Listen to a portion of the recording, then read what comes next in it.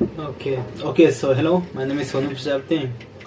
वैसे यार शुरू करूँगा पहले सॉरी बोल के। दो चीज़ के लिए सॉरी बोलनी है।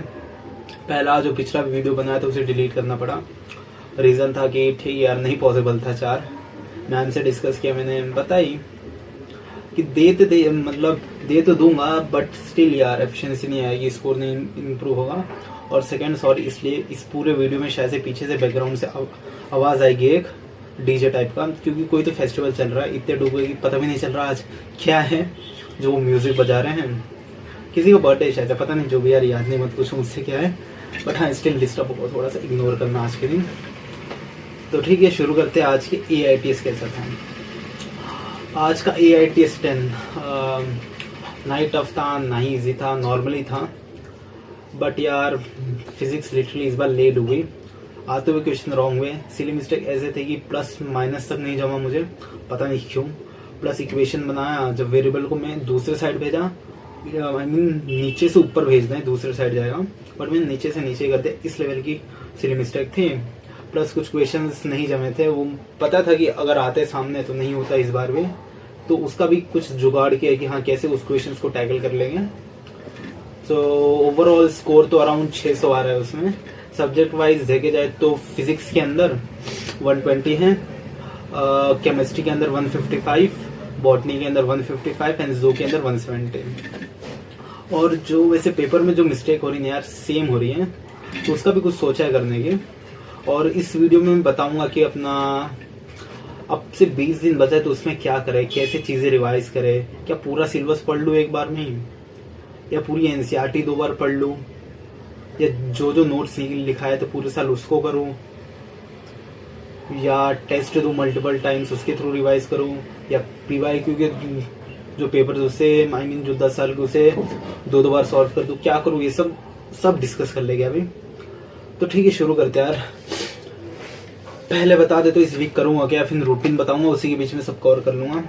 अब मैंने ऐसे प्लान किया ना यार, खुद से एक्स्ट्रा कुछ पेपर्स नहीं देना है। जो जहाँ PW में जो पेपर्स होंगे डेली वो जाके दूंगा, बस बाकी आके एनालाइज करूंगा। बाकी फिजिक्स में मार्क्स कम आ रहे तो उसके लिए एक पेपर दूंगा, उसका भी बता दूंगा। और पूरे दिन रिवाइज करना है और NCERT पढ़नी है, राइट। ये बेसिक काम है। अब रूटीन बताता हूँ, उसी में सब कवर हो जाएगा। वैसे यार एक रूटीन में चेंज किया है मैंने, कि पहले मैं अराउंड सुबह के 6, 7, 6:30 तक पढ़ता था। अब एग्जैक्ट मैंने 180 डिग्री टर्न लिया है कि मैं करीबन 12-1 तक सो जाऊंगा, राइट। और सुबह सुबह 6:30 तक उठूंगा, फिर फ्रेश होकर मैं करीबन 8:30 कि 8 तक PW पहुंच जाऊंगा फटाक से। हाँ, वहां जाके 2 बजे पेपर होता है ना हमारा, उसके बीच में पढ़ना है पूरे टाइम। उसके बीच में ऐसे पढ़ूंगा ना यार कि गया तुरंत गया, मैं वहाँ फिजिक्स के क्वेश्चन सॉल्व करूंगा। फिजिक्स के इन द सेंस जो मैंने मॉक टेस्ट निकाले थे ना यकीन प्लस के, लग रहा है कि नहीं दे पाऊंगा सारे, बट स्टिल फिजिक्स वीक है, उसमें 120 था। तो मुझे लग रहा है कि सबसे ज्यादा काम करने की वहां जरूरत है। तो डेली जाऊंगा तुरंत 1 घंटा या 1 घंटा 20 मिनट में उस फिजिक्स के सेक्शंस को सॉल्व करूंगा, एनालाइज करूंगा। जो डाउट है अपना ये सोल्यूशंस नहीं देखूंगा, सीधा टीचर के पास जाके उनसे डिस्कस करूंगा। अगर टॉपिक नहीं आता है ना, हाथों हाथ उधरी में सीख लूंगा। फिजिक्स का ऐसे अप्रोच लगाएंगे। इसमें मान लेते यार ज्यादा टाइम जाएगा, अराउंड 2.5 से 3 घंटा जाएगा, राइट। तो मान लेते 8:30 तक पहुंचा था, 9, 10, 11:30, हाँ 11:30, 12 बज जाएगा। फिर टाइम बचेगा मान लेते 2 घंटे का ना। उसके बीच में फटाक से टिफिन खा के अपना 2 घंटा जो मिस्टेक नोटबुक थी उसे पढ़ लूंगा पेपर से पहले। क्योंकि एग्जैक्ट सेम मैं नीट के दिन भी करूंगा। जब मेरा पेपर होगा, जब मैं 1 बजे हॉल के अंदर जाऊंगा, उसके 2 घंटे पहले क्या करूंगा, हॉल के बाहर बैठ के रिवाइज करूंगा। सेम सिचुएशन अब भी क्रिएट करूंगा, सेम चीज करूंगा, राइट। तो 2 बजे पेपर स्टार्ट होगा, पेपर दिए 5 बजे तक खत्म, राइट। फिर मैं घर नहीं आऊंगा, वहीं रुकूंगा, वहीं ट्राई करूंगा 2.5 घंटा की एक और शिफ्ट लगाऊंगा। उसके बीच में वो जो पेपर दिया था उधर ही एनालाइज करूंगा, उधर ही अपने सारे मिस्टेक्स नोट करूंगा। और जो रॉन्ग हुए ना क्वेश्चन, वो मैं जाके टीचर से डिस्कस करूंगा, हाँ कि क्यों रॉन्ग हुए, क्या मिस्टेक थी। अगर टॉपिक नहीं आता सेम हाथों हाथ उधर में सीख लूंगा कि सर सिखा दो। क्योंकि यार पिछले 2 दिन से मैं वही कर रहा था, मतलब कि अब ऐसा कर दिया कि पूरे दिन सेंटर पे जाके पढ़ रहा कि घर पे नहीं हो रही ना एट द एंड, मतलब कि घर पे बैठ रहा हूँ। घर पे सबसे बड़ी प्रॉब्लम या ऐसा लगता है सबसे जरूरी काम हो गया है कि मुझे हर 20 मिनट या आधे घंटे बाद फ्रिज खोलना पड़ रहा है खाने के लिए। तो यार नहीं हो पा रही घर पे। ठीक है यार, तो 3 दिन ट्रैवल किया था, सही लग रहा वहां जाके, तो वही करना है एट द एंड। हाँ, तो PW गया, वहाँ पेपर एनालाइज करूंगा। मान लेते 2 घंटा चला गया, जो टाइम बचेगा उधर NCERT पढ़ेंगे, घर आ जाऊंगा 8:30 तक, राइट। 8 साढ़े 8 तक आ गया, फ्रेश हो गया, वापस 9 साढ़े 9 तक बैठूंगा। उसमें भी NCERT पढ़ूंगा, ओनली NCERT। अब न को कुछ बाहर जाने का, मतलब बायो भी पढ़ूंगा, उसकी भी NCERT 3 घंटे पढ़ेंगे, फिर 12:30 तक सो जाएंगे। ये एक रफ रूटीन हो गया। अब डिस्कस कर लेते हैं कि सब्जेक्ट वाइज क्या करना है ना। जैसे शुरू करते हैं हम फिजिक्स से, क्या करना है ना। फिजिक्स में आज का जो टेस्ट था, उस बेसिस पे मैंने ये प्लान किया कि यार क्वेश्चन मुझे आता था, सिली मिस्टेक हुई, ठीक है, कुछ क्वेश्चंस बार बार देख रहा हूँ, बार बार मिस्टेक हो रही है, तो इन तीनों को कैसे मैनेज करें यार। तो पहला जो सिली मिस्टेक हो रहा है उसके लिए तो मल्टीपल प्रैक्टिस करनी पड़ेगी। तो सेम जो एक्स्ट्रा पेपर दे रहा हूँ ना, वो अपना यकीन प्लस के वो देते रहूंगा, रॉन्ग डिस्कस करते रहूंगा, और जो टॉपिक नहीं आया तुरंत सीख लूंगा कि हाँ, कि नेक्स्ट टाइम ना, मतलब नेक्स्ट टाइम वो मिस्टेक क्वेश्चन आए तो वो सेम मिस्टेक ना करूँ, राइट। तो ये करना है फिजिक्स में। और फिजिक्स में यार कि मतलब ऐसा मैं डिटेल नोट्स नहीं पढ़ूंगा यार, क्योंकि नहीं बचा यार इतना समय कि पूरा चैप्टर खोल के बैठ जाऊँ पढ़ने। बट हाँ, एक चीज मैंने किया है कि जो मेरा फिजिक्स के थे ना, मैंने चैप्टर्स नोट के लिए प्रायोरिटी वाइज, ये मतलब प्रायोरिटी वाइज ऐसे किया कि जो मुझे नहीं आता है, जो मुझे नहीं आता वो टॉप पे रखा है उस बेसिस में। तो सामने चिपकाया हमने पीछे, तो जब मैं एनालाइज करूंगा ना चीजें, तो चैप्टर मुझे दिखेगा। अगर उसी से मिस्टेक है तो तुरंत हाथों हाथ ऊपर से वो रिवाइज करूंगा कि मतलब मुझे एट द एंड वो डेली दिख रहा नहीं कि हाँ मुझे ये टॉपिक नहीं आ रहा है। जब मैं मिस्टेक रिवाइज करने जा रहा हूँ ना, तो उस नोट्स को मैं खोल दूंगा कुछ 5-10 मिनट के, कि हाँ उसे मल्टीपल टाइम देखते रहो, तो एक पॉइंट बाद वो याद हो ही जाएगा। फिजिक्स में ऐसे ही अप्रोच रखते हैं। फिजिक्स में एक्स्ट्रा प्रैक्टिस तो पेपर के थ्रू हो जाएगा, जो नहीं आ रहा टीचर से डिस्कस कर लूंगा, सीख लूंगा, खत्म फिजिक्स का। यही करेंगे, न को इससे ऊपर कुछ करने को, न को कुछ मॉड्यूल या एक्स्ट्रा क्वेश्चंस लगाने के, अनटिल एंड अनलेस वो टॉपिक बिल्कुल नहीं आता, एंड प्लस वो PYQ वाला टॉपिक ना हो। इसीलिए बात रही केमिस्ट्री की, तो केमिस्ट्री में ऐसा फील हो रहा है कि केमिस्ट्री मैनेज हो गई है, कंट्रोल में पूरी, ऑर्गेनिक पूरी कंट्रोल में है। मतलब कैसे किया वो बताता हूँ यार। और जो यकीन था ना अपना, यकीन पिछले साल का, उसमें कुछ पंकज सर ने कुछ ऐसे असाइनमेंट्स अपलोड किए थे जिसके अंदर अराउंड 50 से 60 क्वेश्चन थे, 50 या 30, 50-40 जो भी थे, नहीं हाँ 40 से 50 के बीच में थे। उसके अंदर कुछ रिएक्शंस दिए थे, फिल इन द ब्लैंक्स करके, कुछ लोगों को पता होगा। लिया, प्रिंट बनाया, उसके पेजेस फाड़ के मैंने यहाँ बुक्स में सीधे चिपका दिया। रूम में दिखाता हूँ शायद से। ओके,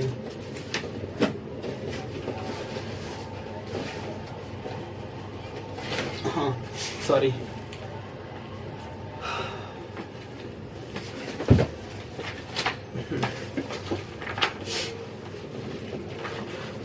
दिख रहा है तुम्हें शायद से? ठीक है, शायद से नहीं दिख रहा होगा, सॉरी यार। बट ठीक है यार, कुछ लोगों को पता है मैं कौन से असाइनमेंट्स की बात कर रहा, तो वही चिपका दिया। 2-2 दिन पे पूरा हाइड्रोकार्बन से लेके अमीन्स तक 2 दिन में, मतलब मैक्स टू मैक्स 2 घंटा जा रहा है। तो हर ऑल्टरनेट डेज 2-2 दिन बाद उसे देख रहा हूँ, और रिएक्शंस मुझे लिटरली याद हो रहे हैं। आज जो पेपर था उसमें से एक बाई चांस मिस्टेक हो गया रिएक्शंस का क्वेश्चन का, एक बाई चांस। मुझे पता था कि डाउट था, बट स्टिल ठीक है, वो क्लियर हो जाएगा वहां से रिएक्शन वाला टॉपिक, तो इतना लोड नहीं लेना है। और प्लस उसी टॉपिक का जो अपना वो हो गया ना, GOC हो गया और आइसोमेरिज्म और नोमेनक्लेचर, वो तो स्टार्टिंग के टॉपिक है, वो सबको ही आता है, इजी है, हो जाएगा। तो ऑर्गेनिक संभल गई पूरी, सही है। बात है इनऑर्गेनिक का सेम यार, वो सॉल्ट पीछे ही पड़ा, पता नहीं क्यों नहीं हो रहा है। तो सर से डिस्कस किया था, वो बता रहे कि कुछ दिन बाद बैच में वो सिखाएंगे, तो उनकी लेक्चर्स कर लूंगा, हो जाएगा वहां से। उसमें पीरियोडिक टेबल तो आता है, केमिकल बॉन्डिंग का भी आता है मान लेते हैं। हाँ, आइसोमेरिज्म नहीं यार, क्या बोलते हैं यार, कोऑर्डिनेशन कंपाउंड के आइसोमेरिज्म वाला टॉपिक पता नहीं, उसके क्वेश्चंस बिल्कुल नहीं हो रहे, वो एक बार सर से पढ़ लूंगा कल। और बाकी जैसे जैसे टॉपिक जैसे उसमें टॉपिक्स नहीं आ रहे, तो सीधा सर से जाके तुरंत सीख लूंगा, उधर ही रहूंगा ना PW में, तो ऐसे अपने वो समझ जाएगी। बात रही फिजिकल की, फिजिकल में तो ऑन एन एवरेज सभी आता है, खाली आयोनिक इक्विलिब्रियम के लास्ट वाला टॉपिक, वो जो हाइड्रोलाइसिस है वो नहीं जमता है। और अपना इलेक्ट्रोकेमिस्ट्री के अंदर, हाँ इलेक्ट्रोकेमिस्ट्री भी आती है, खाली वो बैटरी वाला जो थियरी पोर्शन है ना वो एक बार रिवाइज करना। एट दिन हाँ केमिस्ट्री संभल गई है, खाली मल्टीपल टाइम रिवाइज करना है, हो जाएगा केमिस्ट्री, इतना गारंटी। हाँ उसमें 170 कहीं नहीं जा रहे हैं, पुश करेंगे हो जाएगा उसमें अच्छा खासा।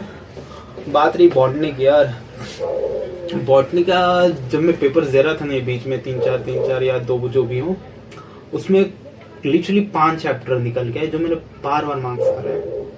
पहला अपना फोटोसिंथेसिस, दूसरा हार्मोन वाला जो प्लांट हार्मोन, एंड और लास्ट के 3 इकोलॉजी वाले टॉपिक्स, बस वही मार्क्स खा रहे पूरे पेपर में, पता नहीं क्यों यार।